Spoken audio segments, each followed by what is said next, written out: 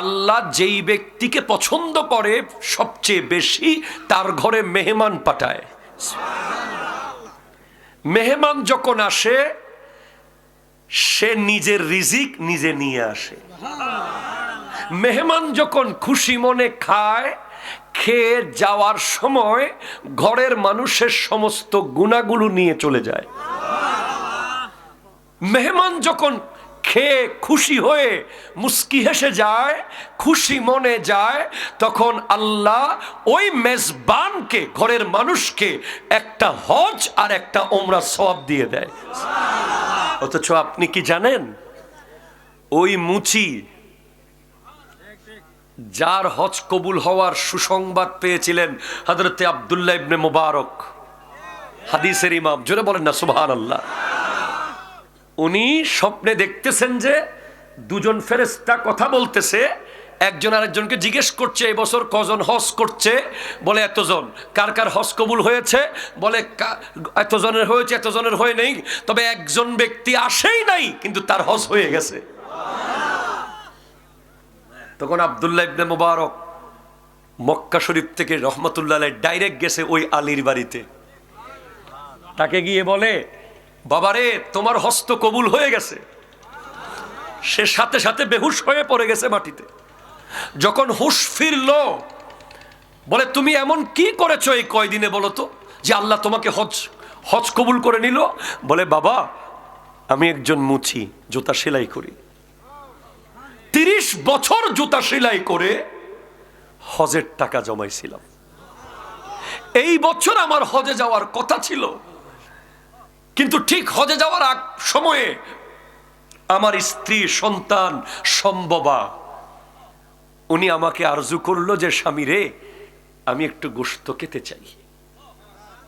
তখন আমি তো গরিব মানুষ, জুতা সেলাই করে আর গোশতের টাকা কি জোগাড় করতে পারবো? হজে যাওয়ার টাইম হয়ে গেছে, এখন যদি গোশত কিনতে যাই আবার আমাকে কিছুদিন জুতা সেলাই করে হজের টাকা পরিপূর্ণ করতে হবে। তখন আমি আমার প্রতিবেশীর বাড়িতে বাড়িতে গেলাম। ও আমার প্রতিবেশীরা, তোমাদের কারো ঘরে কি একটু গোশত হবে? আমার স্ত্রী, সন্তান, সম্ভবা এই সময় মেয়েরা কিছু খেতে চাইলে দিতে হয়, তাই আমি চাইছি একটু গোশত খাওয়াবো। ও আমার পাড়া প্রতিবেশীরা, একটু গোশত কি হবে? তখন এক প্রতিবেশীর ঘরে দেখে চুলাতে গোশত রান্না হচ্ছে। বলে এক পেয়ালা দাও না রে আমারে। বলে ভাই, আপনি আমার প্রতিবেশী, আপনাকে দিতাম, কিন্তু এই গোশত আপনার জন্য খাওয়া হারাম। বলে কেন? বলে আমার স্বামী, ওই মহিলা বলছে, গত বেশ কিছুদিন ধরে কোনো ইনকাম করতে পারে নাই, ঘরে কোনো খাবার নাই, বাচ্চারা খাবারের অভাবে মাটিতে গড়াগড়ি করছে। তখন আমি ওনাকে বললাম, বাজার থেকে কিছু কিনতে না পারলেও রাস্তার ডানে বামে দেখেন কোনো মরা পশু পড়ে আছে কিনা, যদি কোনো মরা পশু পান সেটা হলেও নিয়ে আসেন, জবে করে বাচ্চাদেরকে খাওয়াই। এই কথা শোনার পর ওই আলী দামেশকি উনি বলেন, আমার প্রতিবেশী মরা পশুর গোশত খাবে আর আমি হজে যাব, এটা কোনোদিন হতে পারে না। উনি হজের টাকা দিয়ে বাজার থেকে প্রতিবেশীর জন্য বস্তা ভরে খাবার কিনে নিয়ে এসেছেন, জোরে বলে। আর আমার আল্লাহ কয়, আমি তার হজ কবুল করে ফেলাইছি। আব্দুল্লাহ ইবনে মুবারক, গিয়ে তাকে সুসংবাদ দিয়ে দাও। মানুষ এখানে এসে তাওয়াফ করে, মিনা মুজদালিফায় গিয়ে, আরাফাতে গিয়ে কষ্ট করে যা পেল, সে প্রতিবেশীর হক আদায় করে তা পেয়ে গেছে। আজকে কোথায় প্রতিবেশী? আপনি কি জানেন, আমার নবী বলেছেন, ওয়াল্লাহি লা ইউমিনু, ওয়াল্লাহি লা ইউমিনু, ওয়াল্লাহি লা ইউমিনু। আল্লাহর কসম সে ঈমান আনে নাই, আল্লাহর কসম সে ঈমানদার না, আল্লাহর কসম সে ঈমানদার না যার থেকে তার প্রতিবেশী নিরাপদ না।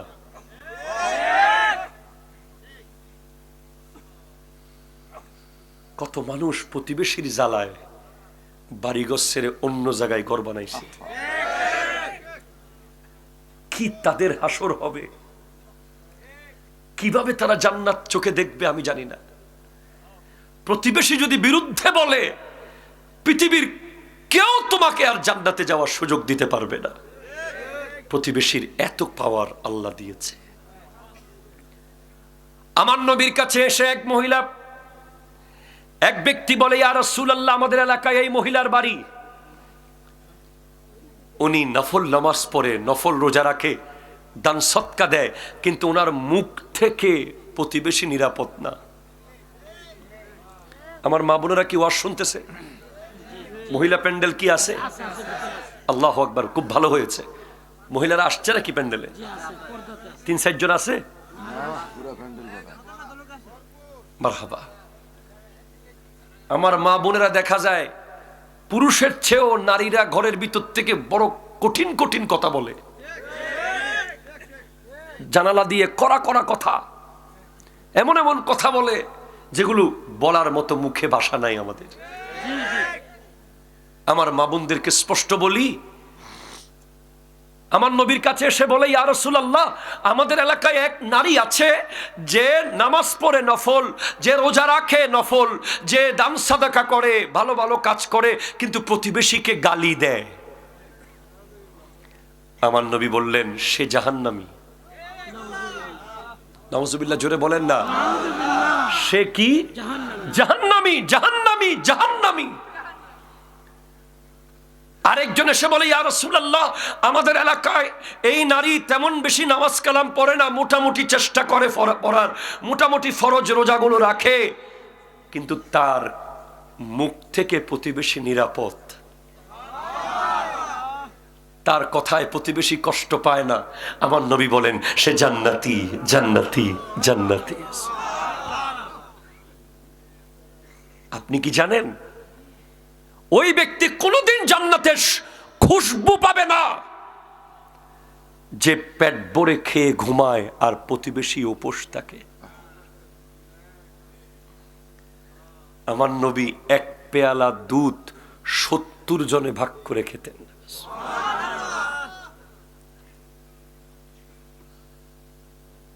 আপনি অবাক হয়ে যাবেন। আমার নবী বলেছেন যে তুমি প্রতিবেশীর জন্য একটু তরকারিতে ঝোল বাড়িয়ে দিবা। গোশতের টুকরা দিতে না পারলেও অন্তত ঝোল দিয়ে হলো প্রতিবেশীকে খাওয়ানোর ব্যবস্থা করো। এই শীতকালে আপনি দেখবেন, ইটস ইম্পর্টেন্ট, আই থিঙ্ক, আপনার ঘরের আলমারিতে কত ল্যাপ, কত তুষক। আপনার ছেলে বিদেশ থাকে, প্রবাস থেকে পাঠিয়েছে, প্যাকেট করে করে কত তুষক পড়ে আছে, যেগুলো কোনোদিন খোলার টাইম আর হবে না, কারণ আগের গুলো এখনো পুরাতন হয়নি। ঠিক কিনা বলেন?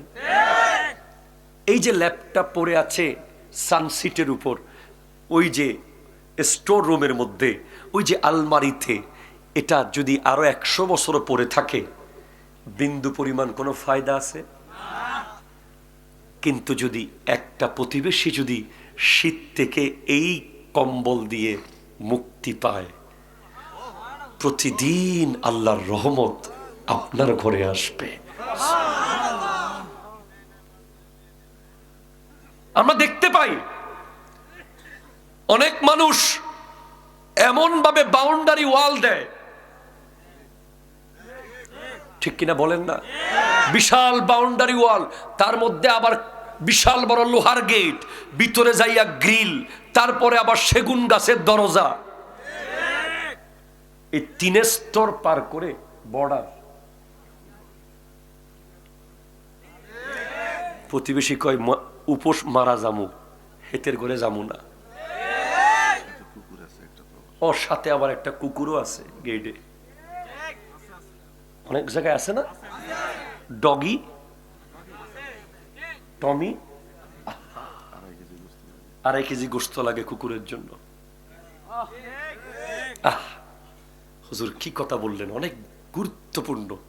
এই যে ঢাকা শহরে, চট্টগ্রাম শহরে, বিভিন্ন শহরগুলোতে আমরা দেখি যে এমন এমন ফ্ল্যাট বাড়ি আছে যেখানে জমিদার আর ভাড়াটিয়া জীবনে কেউ কারো লগে এক শব্দ কথা কইছে কিনা সন্দেহ। যেখানে পাশের ফ্লাইটে পাশের ফ্ল্যাটে জিন থাকে না ভূত থাকে, বছরকে বছর জানে না কে ঢুকে কে আসে কে যায়।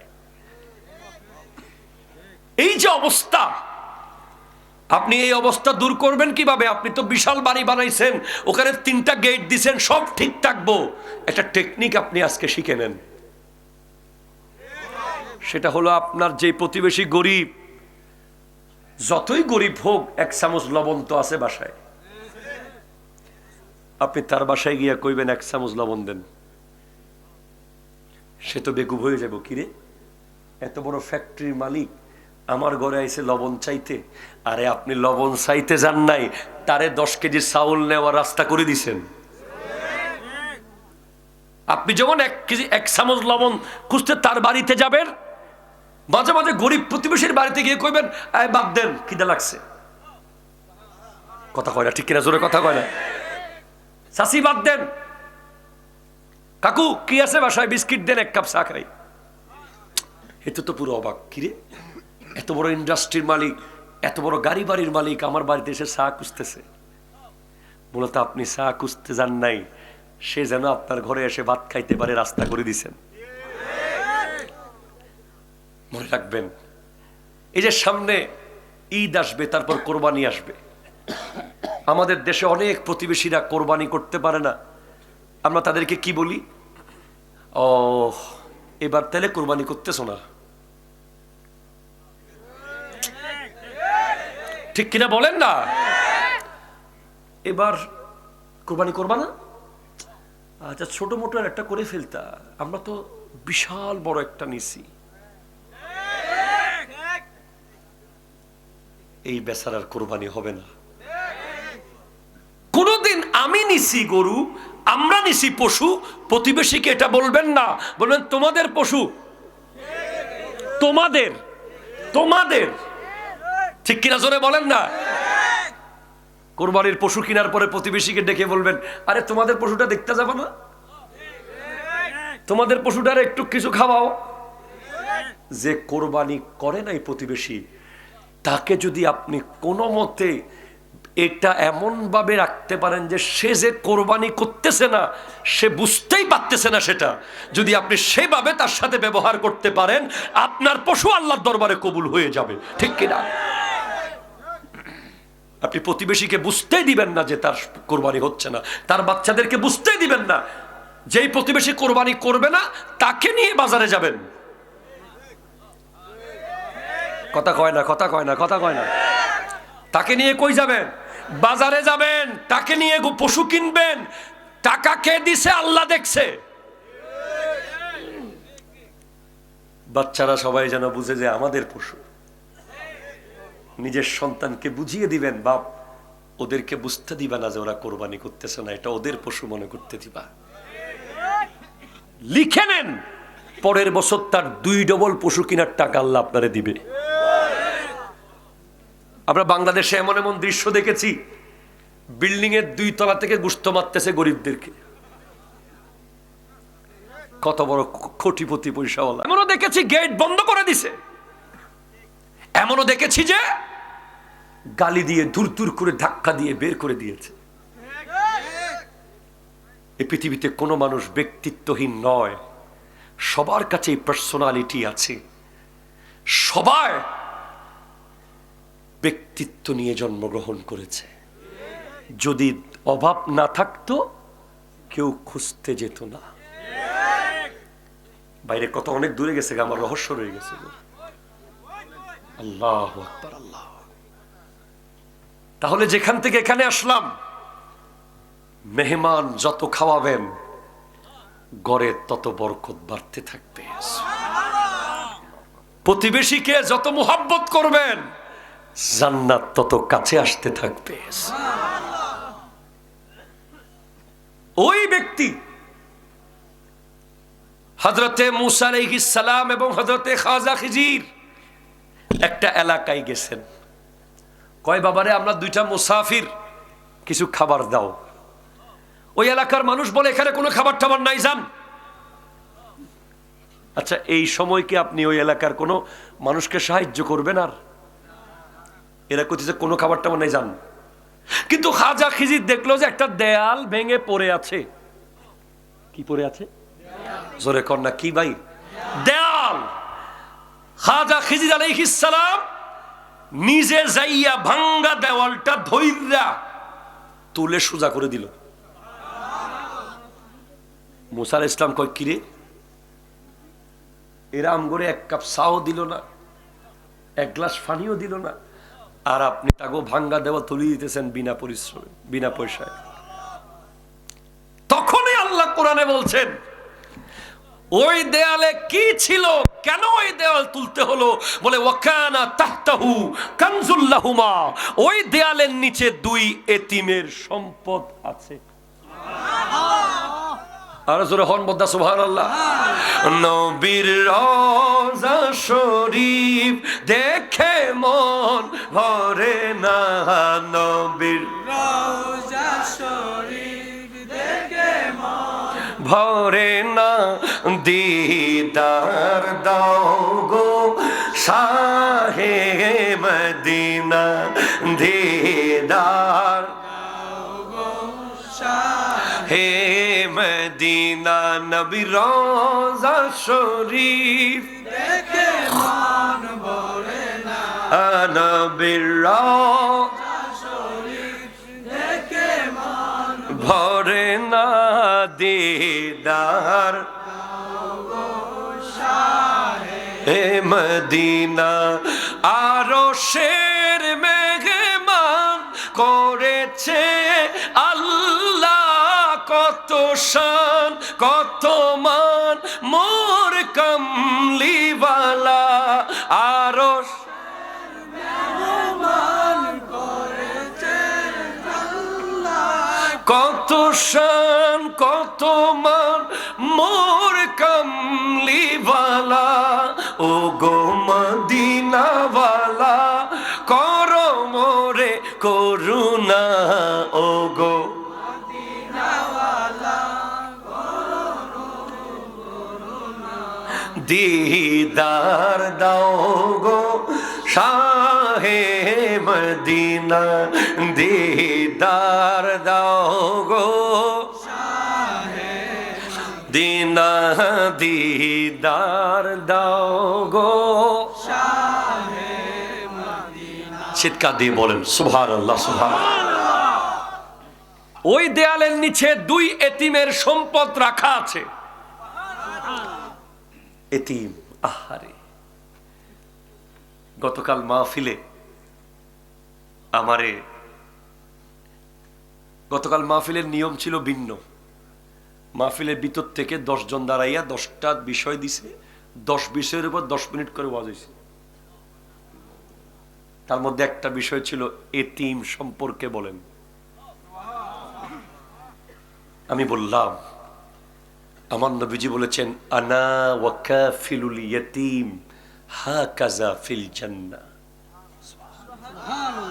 আমি নবী এবং এতিমের অভিভাবক জান্নাতে এভাবে লাগানো অবস্থায় থাকবে।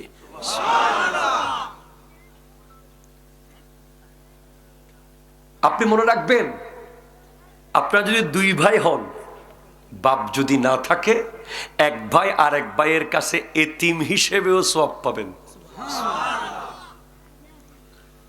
আপনারা 2 ভাই, আপনি ভাই হিসেবেও সওয়াব পাবেন মহব্বত করলে, আবার এতিম হিসেবেও মহব্বত করলেও সওয়াব পাবেন। আপনার দাদা নাই, আপনি আপনার আব্বাকে মহব্বত করেন, বাপ হিসেবে মহব্বতের এক সওয়াব, উনি যে এতিম সেই হিসেবে আরেক সওয়াব। এতিমকে আমার নবী বেশি ভালোবাসতেন। আলা হযরত বলছেন গমজদো কো রেজা মুশতাদি জি কে হে, গমজদো को रज़ा मुशद्दी जी कहे, बेकसो का सहारा हमारा नबी सबसे ला, हमारा नबी सबसे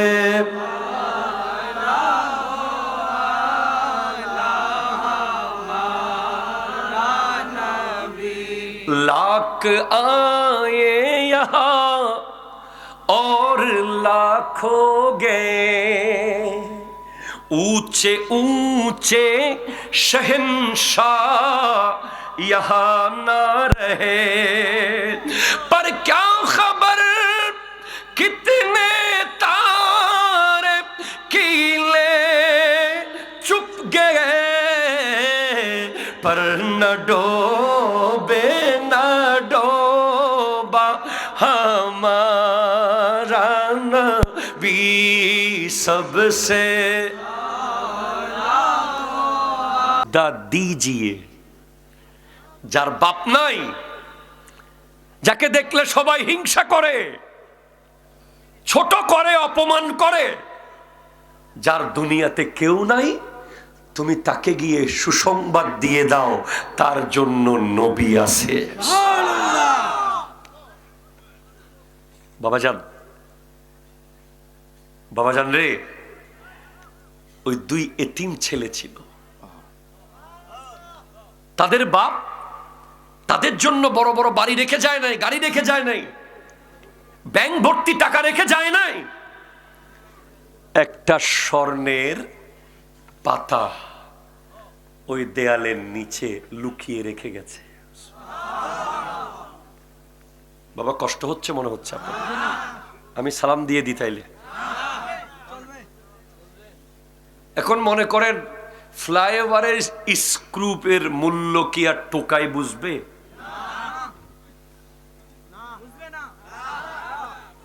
আপনি দেখবেন যে ঢাকা শহরে কিছু টোকাই পোলা পাইন আছে, ফ্লাইওভারের স্ক্রু খুলে বিক্রি করে দিচ্ছে, ঠিক কিনা? কথা জোরে বলেন না। আপনি আপনার এলাকায়ও মাঝে মাঝে দেখবেন যে সরকারি রাস্তার গ্রিল এরকম বিভিন্ন জিনিস খুলে ভেঙে বিক্রি করে দিচ্ছে, রড খুলে নিয়ে যাচ্ছে, মাদক খাইতেছে। তো খাজা খিজির দেখলেন যে দেওয়াল তো ভেঙে গেছে, মাটির তলে থেকে স্বর্ণের পাতাটা উঠে যাচ্ছে, আর একটু হলেই এটা দৃশ্যমান হবে, ওটাকে সাধারণ স্বর্ণ মনে করে যে কোনো কেউ বিক্রি করে দিতে পারে, কিন্তু এটা এই সেই স্বর্ণ না, এই স্বর্ণের আলাদা একটা কারিশমা আছে। কই কি স্বর্ণ? তো দোকানে দোকানে স্বর্ণ পাওয়া যায়, এটা এমন কি স্বর্ণ? এই স্বর্ণের ব্যাখ্যা দিচ্ছেন হযরতে উসমান যুন্নুরাইন রাদিয়াল্লাহু তাআলা।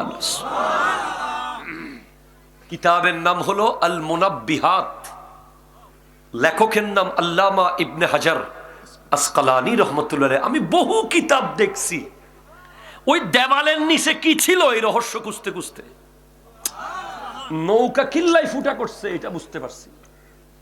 নৌকা ফুটা করছে, কয় কালকে জালিম বাদশা আইসা সব ভালো নৌকা নিয়ে যাবে, এই বেচারা গরিব মানুষ এর নৌকাটা নিয়ে গেলে সার পেটা চলবে না, তাই এটা ছিদ্র করে দিলাম, এটা ছিদ্র দেখে আর নিব না জালিম বাদশা, সে আবার তক্তা লাগাইয়া চালাইতে পারবে। কয় বাচ্চা কিল্লাই মারছেন? কয় বাচ্চাটা বড় হইলে বাপ মারে কাফের বানাবে, এল্লাই মারি ফেলাইলাম, সেও বাঁচি গেল, বাপ মাও বাঁচি গেল। দেওয়াল কিল্লে তুলে দিলেন, কয় দেয়ালের নিচে সম্পদ আছে। কোরআনও বলেছে ওয়াকানা তাহতাহু কানজুল লাহুমা ওয়াকানা আবুহুমা সালিহান।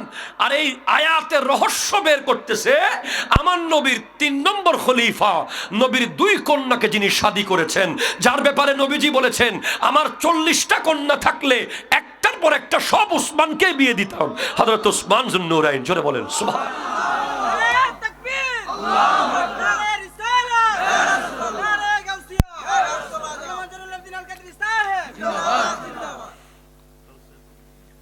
আপনারা তো অনেক অনেক মুফাসসিরের নাম শুনেছেন, হযরত উসমান যুন্নুরাইন একজন মুফাসসির। উনি তাফসীর করতেছেন কানজুন বামানা লৌহুম মিনাজ যাহাব, স্বর্ণের একটা পাতা যেখানে 60টা আরবিতে লাইন লেখা আছে। স্বর্ণের হার দেখেছেন, স্বর্ণের দুল দেখেছেন, স্বর্ণের চুড়ি দেখেছেন, স্বর্ণের আংটি দেখেছেন। এই বাবা স্বর্ণের হার, স্বর্ণের বিস্কিট, স্বর্ণের দুল, স্বর্ণের আংটি রেখে যায় নাই। এই বাপ সন্তানের জন্য স্বর্ণের একটা পাতা, বইয়ের পৃষ্ঠার মতো আর কি, যেখানে 60টা আরবিতে লাইন খোদাই করে লিখে গেছে। প্রথম পরীক্ষা হলো ফুত, তোরা যদি লাইনের মূল্য বুঝোস তাহলে স্বর্ণ আর বিক্রি করবি না, এই লাইনগুলো দিয়া জীবন কাটাবি। আর তোরা যদি এই লাইনগুলোর মূল্য না বুঝোস, তোরা এগুলোকে স্বর্ণ মনে করে বিক্রি করে দিবি। কি লেখা ছিল আগামী বছর বলি হুজুর?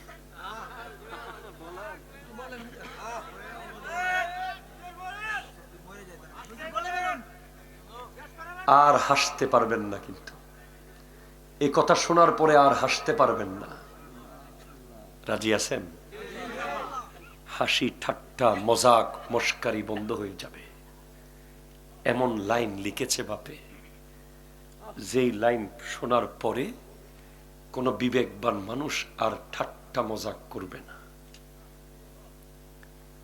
প্রথম লাইন, আজিবতু লিমান আরিফাল মাউতা ওয়া হুয়া ইয়াদহাকু। আরবিতে বলে, আমি আল মুনাব্বিহাতটা নিয়ে আসো গাড়ি থেকে। বলে, আমি তাআজ্জুব হয়ে যাই যে মৃত্যুকে চিনে সে হাসে কিভাবে। কি দামি লেখা লিখে গেছে। আমি আপনাকে শুরুতে বলছিলাম না, সন্তানরে কি সম্পদ দিয়ে যাবেন।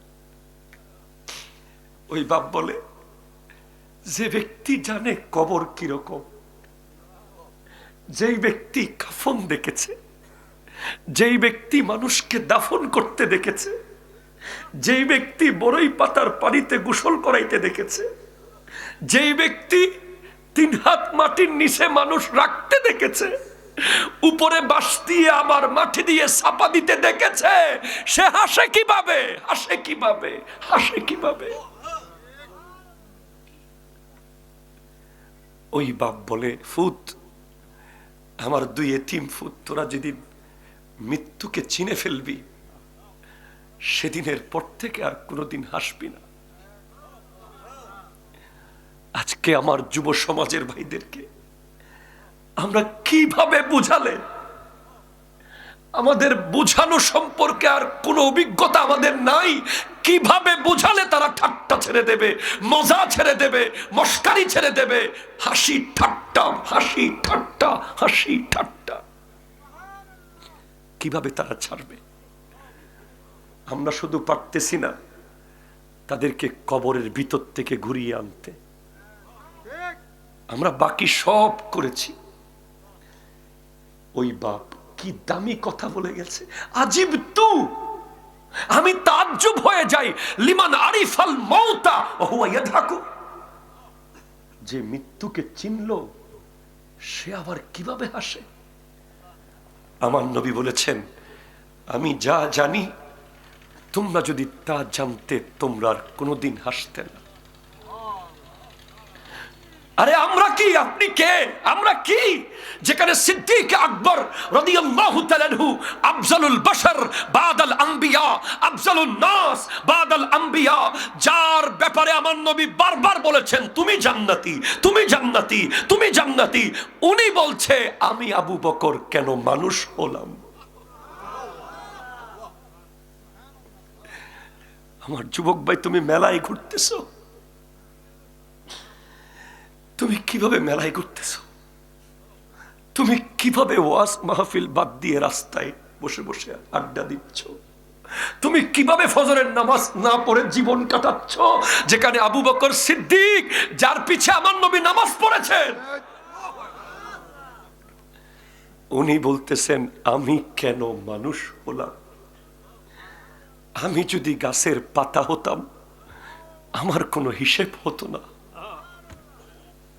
আমি যদি চড়ুই পাখি হতাম আমার কোনো হিসেব থাকতো না। আমরা কি জবাব দেব? কি হবে আমাদের বলেন? এই যে কবরস্থান, একটু পরেই কবরে চলে যাব। এই 3 হাত কবর, ডাক দিলে কেউ আসে না, কেউ শুনে না, কেউ কথা বলে না। বাপ চলে গেছে, দাদা চলে গেছে, সবাই চলে গেছে। ওই কবরে যেতে হবে আমাদেরকে। হযরত উসমান যুন্নুরাইন তো কবরস্থান দেখলেই কান্না করতেন, কবরস্থান দেখলেই কান্না করতেন। বলে, আপনার সামনে আমার নবী এত হাসরের কথা বলেছে, জাহান্নামের আলোচনা করেছে, কাঁদেন নাই? কবর দেখে কেন কাঁদেন? বলে, কারণ কবর হলো আখিরাতের প্রথম মঞ্জিল, এই প্রথম স্টেশন আখিরাতের। এই স্টেশনে যদি কেউ জ্যামে পড়ে যায়, বাকি সব রাস্তা শেষ। এরপরে 2 নম্বরে বলে, আজিবতু লিমান আরিফাদ দুনিয়া ফানিয়াতান ওয়া হুয়া ইয়ারগাবু ফিহা। আমি তাজ্জুব হয়ে যাই যে জানে যে দুনিয়া থাকবে না, দুনিয়া থাকবে না, সে কিভাবে সুদ খায়, সে কিভাবে ঘুষ খায়, সে কিভাবে মানুষের জায়গা মারে, সে কিভাবে মানুষকে ঠকায়, যে জানে দুনিয়া শেষ হয়ে যাবে। বলে, ও আমার ফুত, যেদিন তোরা জানবি দুনিয়া শেষ হয়ে যাবে, সেদিন থেকে আর দুনিয়া কামাবি না, সব কামাবি। যে ব্যক্তি মৃত্যুকে চিনে সে হাসে না, ঠিক কিনা জোরে বলেন? যে হাসে সে এখনো মৃত্যু কি জানে না। আবারও বলি, যে হাসে, যে ঠাট্টা করে, যে মজাক করে, যে মস্কারি করে, সে জানে না মৃত্যু কি। এরপরে বলেছে, আজিবতু লিমান আরিফাদ দুনিয়া ফানিয়াতুন ওয়া হুয়া ইয়ারগাবু ফিহা। তাজ্জুব, যে জানে দুনিয়া শেষ হয়ে যাবে, সে ওই দুনিয়া নিয়ে জানার পরেও দুনিয়া দুনিয়া করে। এরপরে 3 নম্বর বাক্য বলে, আজিবতু লিমান আরিফা আন্নাল উমুরা বিল আকদারি ওয়া হুয়া ইয়াগতাম্মু লিল ফাওয়াত। বলে, আমি তো তাজ্জুব হয়ে যাই যে তকদির চিনে, তকদির, সে কিভাবে হারানো বস্তুর জন্য আবার আফসোস করে, ঠিক না? কতজন ব্যবসা হারিয়ে আত্মহত্যা করেছে, কতজন চাকরি হারিয়ে পাগল হয়ে গেছে, কতজন সন্তান হারিয়ে দিশেহারা হয়ে গেছে। বলে, ফুত, 2 এতিমকে তার বাপ লিখে দিয়ে গেছে যে তোরা যেদিন তকদির সম্পর্কে জানবি, সেদিন থেকে আর হারানো বস্তুর জন্য কোনোদিন আফসোস করবি না। মজা মা মজা, যা চলে গেল চলে গেছে, সামনে নতুন দিন, ঠিক কিনা জোরে বলো না? وَلَنَبْلُوَنَّكُمْ بِشَيْءٍ مِّنَ الْخَوْفِ وَالْجُوعِ وَنَقْصٍ مِّنَ الْأَمْوَالِ وَالْأَنفُسِ وَالثَّمَرَاتِ وَبَشِّرِ الصَّابِرِينَ। আল্লাহ তোমাকে বিভিন্ন কিছু দিয়ে পরীক্ষা করবে, তুমি সব সময় অটল থাকতে হবে, নসিবে যা আছে তা, ঠিক কিনা জোরে কথা বলেন না? কেন হারাইলাম, কেন চলে গেল, কেমনে গেল, আবার ফেরত আসবে কেমনে, এটার পিছে ঘুরিও না, হায়াত শেষ হয়ে যাচ্ছে, ঠিক কিনা বলে? হায়াত শেষ হয়ে যাচ্ছে। এরপরে বলে, আজিবতু লিমান লিমান আরিফাল হিসাব। আহারে আল্লাহ আল্লাহ আল্লাহ আল্লাহ, কতজন টাকা জমাইতেছে, মসজিদে দেয় না, কতজনের কোটি কোটি টাকা এতিমখানায় দেয় না, ফকিরকে দেয় না, মিসকিনকে দেয় না। মাহফিলের জন্য টাকা চাইতে গেলে 5 টাকার নোট, 10 টাকার নোট, আরো কত সমালোচনা করে। ব্যবসা হয় নাই, এই বছর দিতে পারবো না। ওই এতিমের বাপ কি লিখে গেল, বলে আজিবতু লিমান আরিফাল হিসাবা ওয়া হুয়া ইয়াজমাউল মাল। আমি তাজ্জুব, যে জানে প্রত্যেকটা পাই পাই টাকার হিসাব দিতে হবে, সে আবার ব্যাংকে টাকা জমায় কিভাবে?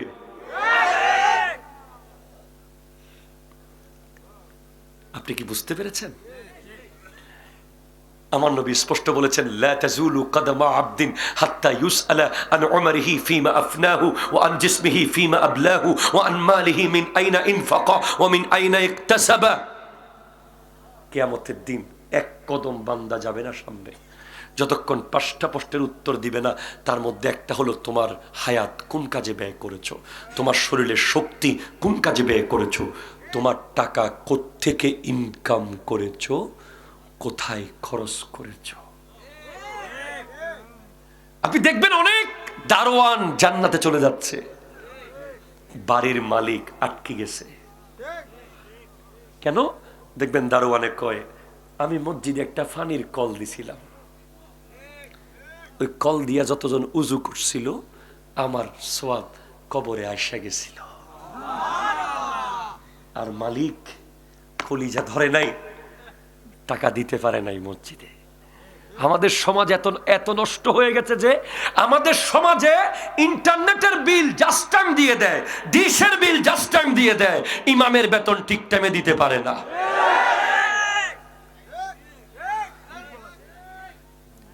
ক্যাশিয়ারের পায়ের জুতার তলা চলে যায়। অনেকে মসজিদের ক্যাশিয়ারের দায়িত্ব নিতে চায় না, মানুষে টাকা দেয় না। আরে এতিমের বাবে লিখে দিয়ে গেছে রে, কয় যে জানে হিসাব দিতে হবে সে জমায় কিভাবে, জমায় কিভাবে। বোকার মতো টাকা জমাবেন না, সন্তানকে মানুষ বানিয়ে দেন, সন্তানকে মাথার উপরে ছাদ দিয়ে দেন। টাকা ব্যাংকে রেখে কবরে গিয়ে পস্তায়া কোনো লাভ? কত মানুষ পস্তাবে, ইস পাশের কবরে কথা হবে। কবরের ভিতরে এক কবরের সাথে আরেক কবরের কথা হয়, জিজ্ঞেস করবে কি নিয়ে আইসস, কইব এই তো সব এগুলো নিয়ে আইছি। এটা কি হলো? আচ্ছা, আল্লাহ তাদেরকে কবুল করুক। দরুদ পড়েন, আল্লাহুম্মা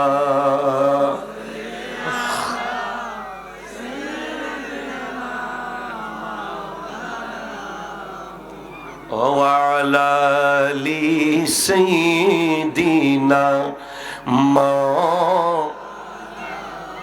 سبحان الله والحمد لله لا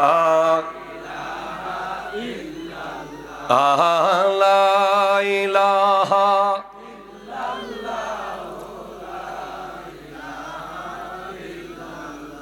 চিৎকার দিয়ে বলেন সুবহানাল্লাহ।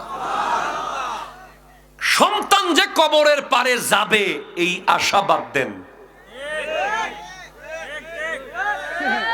সন্তান যে গোসল করাইতে আসবে বাবার, এই সময়ে এখনকার সন্তানের নাই। লাশ দাফন করার টাইম পর্যন্ত নাই, ফলা অনেক ব্যস্ত। নিজেরটা নিজে করে যান, নিজের গাছ নিজে রোপণ করে তারপরে মরেন, যাতে ফল কবরে ঢুকে। কিশোরগঞ্জেরই লোক উনি, সোশ্যাল মিডিয়ায় দেখেছি আমি, নিজের জিয়াফত মৃত্যুর আগে করে ফেলাইছে। এই কিশোরগঞ্জের কোন একটা এলাকার লোক, বিশাল বড় প্রায় 20-30 হাজার লোক খাওয়াইছে, বুড়া মানুষ। সাংবাদিক জিজ্ঞেস করে কি ব্যাপার, এই জিয়াফত কিসের? কয় আমার নিজের। কয় আপনি তো মারা যান নাই, আমি মরার পরে যদি ফলাফাইন না করে? মরার আগে 40। আল্লাহু আকবার বলেন না। এই জন্য এতিমের বাপ কি দামি কথা লিখে গেছে, আজিবতু লিমান আরিফাল হিসাব হুয়া ইয়াজমাউল মাল। আমি তাজ্জুব হয়ে যাই, যে হিসাব জানে, যে জানে যে কিয়ামতের দিন 1 আনা 1 পয়সার হিসাব দিতে হবে, সে কিভাবে টাকা জমায়। আল্লাহ বুঝার তৌফিক দান করুন। এরপরে বলে আজিবতু লিমান আরিফান নারা। আহারে সময় তো গেল গা, অনেক লম্বা কথা। যে আগুন চিনে সে কেমনে গুনাহ করে। একটা তাবি আছে হযরতে রবি বিন হুসাইন। উনি আগুন দেখে এত ভয় পাইছেন, ঘরের বেডরুমে কবর খুঁড়ি ফেলেছে। নিজের ঘরের বেডরুমে কবর। আপনি আজকের মাহফিল থেকে যাইয়া যদি নিজের ঘরের বেডরুমে কবর কুড়েন, বিবি আপনাকে পাগল বলবে, দুনিয়া আপনাকে পাগল বলবে। আসলে পাগল না, আপনি সত্যি ঠিক কাজ করেছে। ওই রবি বিন হুসাইন ওনার বেডরুমে কবর কুড়েছে। যখনই মনে হয় যে উনি আল্লাহর ধ্যান থেকে সরে যাচ্ছে, উনি ওই কবরে ঢুকে যায়। আবার তওবা করতে করতে কবর থেকে উঠে নিজেকে নিজে বলে, রবি এবার শেষ, পরের বার আর কবর থেকে উঠতে পারবা না, পরের বার আর কবর থেকে উঠতে পারবা না। তারা জিজ্ঞেস করা হয়েছে, কি এমন দেখলা যে ঘরের ভিতরে কবর কুল্লা? বলে কামারের দোকান। বলে কামারের দোকান মানে? বলে কামারকে দেখেছি, লোহা, যেই লোহা কূপ দিয়ে কাটা যায় না, যেই লোহা বাড়ি মেরে বাঁকা করা যায় না, ওই লোহা আগুনে লাগাইয়া পুড়ি ফেলতেছে। দুনিয়ার আগুন যদি লোহা পুড়ে ফেলে, আমার গা তো অনেক নরম। জাহান্নামের আগুন থেকে আমি কি বাঁচাতে পারবো এই শরীরকে? যে আগুন 3000 বছর জ্বলতেছে, দুনিয়ার মাত্র 3 ঘন্টার আগুনে পাক্কা ঘর পুড়ে ছাই হয়ে যায়। ঠিক কিনা জোরে কথা বলেন না? ফায়ার সার্ভিস পর্যন্ত সরি বলে দেয়। সেখানে জাহান্নামের আগুন তো 3000 বছর ধরে জ্বলতে জ্বলতে জ্বলতে একবার সাদা, একবার লাল, একবার কালো হয়ে আছে। ওখানে আমি কেমনে আমার হাত জ্বলবে? বলে এই জন্য আমি কবর করে ফেলছি মরার আগে। মুত কাবলা আন তামুত। তুমি মরার আগে মরে যাও, তুমি মরার আগে মরে যাও। দুনিয়াতে মনে করো যে আমি কবরে আছি। ওই ফোলা বলে, বাপ বলে, ও ফুত, যেদিন তোরা জেনে যাবি আগুন কি জিনিস, সেদিন থেকে আর গুনাহ করিস না। আগুন। এরপরে বলে আজিবতু লিমান আরিফাল্লাহ ইয়াকিনান। এই প্রজন্মের জন্য বড় জরুরি। হুজুর এই প্রজন্ম বুঝতে পারতেছে না, ছবি এর লগে তুলবো না এর লগে তুলবো, নমিনেশন কি ইনি পাবে না ইনি পাবে, ঠিক কিনা বলেন না? ক্ষমতায় কি ইনি বসবে না উনি বসবে? কার পিছে দৌড়াবো? আরে কারো পিছে দৌড়াইও না, আল্লাহর পিছে দৌড়াও। ঠিক কিনা জোরে কথা বল। নবীর পিছে দৌড়াও। শাহজালাল কার পিছে দৌড়াইছে? শাহপরান কার পিছে দৌড়াইছে? ওই পাগলা বাবা কার পিছে দৌড়াইছে? দুনিয়া তার পিছে দৌড়াইতেছে এখন। যে আল্লাহর পিছে দৌড়াবে, দুনিয়া তার পিছে দৌড়াবে। কি তখন? ঠিক কিনা? এই জন্য বলে আজিবতু লিমান আরিফাল্লাহ ইয়াকিনান ওয়া হুয়া ইয়াজকুরু গায়রাহু।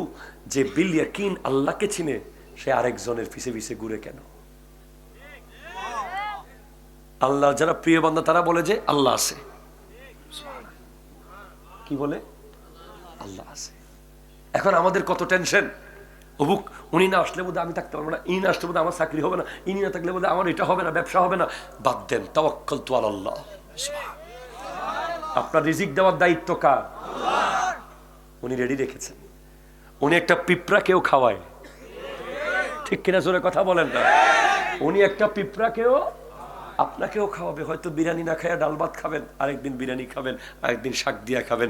শাক দিয়া খাইলেও মরে যাবেন, ডাল দিয়া খাইলেও মরে যাব, বিরিয়ানি খাইলেও মরে যাব, পাক্কা ঘরেও মরে যাব, বেড়ার ঘরেও মরে যাব, সুখে থাকলেও মরে যাব, দুঃখে থাকলেও মরেই তো যাব। শেষ। বলে আজিবতু লিমান আরিফাল জান্নাহ আল্লাহ আল্লাহ ইয়াকিনান ওয়া হুয়া ইয়াস্তারিহু বিদ-দুনিয়া। যে ব্যক্তি এসির জন্য আফসোস করে, ইস আমার ঘরে যদি একটা এসি থাকতো। আছে না? আছে না? আছে না? আছে না? সে এখনো জান্নাত চিনে না। বলে পুত্রে, যে জান্নাত চিনে সে আবার দুনিয়ার শান্তির জন্য কেন আফসোস করে?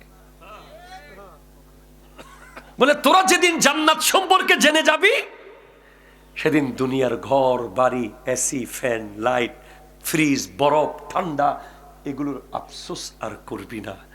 সব সুখ জান্নাতে আছে। যতটুকু পান ততটুকু হালাল ভাবে নেন।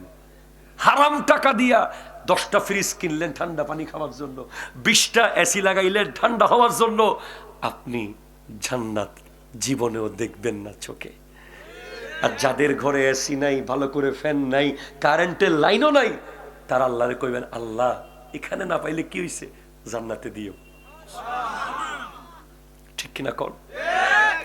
সর্বশেষ আজিবতু লিমান আরিফা শয়তানা আদুওয়ান ফাআতাহু, আমি তাজ্জুব হই যে শয়তানকে শত্রু হিসেবে জানার পরেও তার পিছে পিছে ঘুরে, তার আনুগত্য করে। আমাদের দেশে জিন শয়তান ছাড়াও মানুষ শয়তান আছে না নাই? আছে না নাই? কথা বলেন। যে আল্লাহর বিরুদ্ধে কথা বলে সে শয়তান, যে নবীর বিরুদ্ধে কথা বলে সে শয়তান, যে অলির বিরুদ্ধে কথা বলে সে শয়তান, যে বাপমার বিরুদ্ধে কথা বলে সে শয়তান, যে হুজুরের বিরুদ্ধে কথা বলে সে শয়তান, যে মৌলবী সাহেবের বিরুদ্ধে কথা বলে সে শয়তান, যে সুদ খায় সে শয়তান, যে ঘুষ খায় সে শয়তান, যে জুলুম করে সে শয়তান। ওই শয়তানের পিছনে থাকা যাবে না, শয়তানকে ত্যাগ করতে হবে। ঠিক কিনা? হাত তুলে বলো ঠিক কিনা?